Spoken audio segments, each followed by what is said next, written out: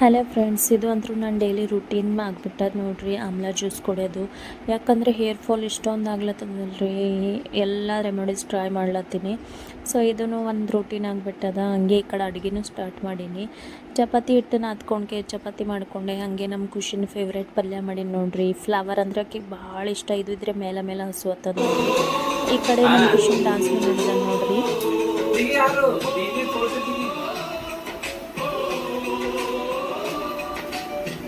ನಮ್ಮ ಆರು ಹೇಳತ್ತಾನ ನೋಡ್ರಿ, ಟಿವಿಯಾಗ ಹೆಂಗೆ ಮಾಡ್ಲತ್ತಾರ ಹಂಗೆ ನೋಡಿ ಮಾಡ್ಲಾರ. ನಮ್ಮ ಖುಷಿನ ಕ್ಯಾಮೆರಾಮ್ಯಾನ್ ಅದ ನೋಡ್ರಿ.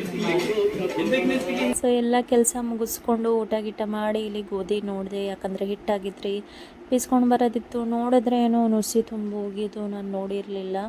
ಸೊ ಅದಕ್ಕೆ ಮತ್ತೆ ಅದ್ರ ನುಸಿ ಎಲ್ಲ ಬೇರೆ ಧಾನ್ಯದಾಗ ಹೋಗಂಗವ ಅಂತ ಅದು ಎಲ್ಲ ತೊಗೊಂಡು ಹಸನ್ ಮಾಡ್ಲಾಕ ಕುಂತೆ.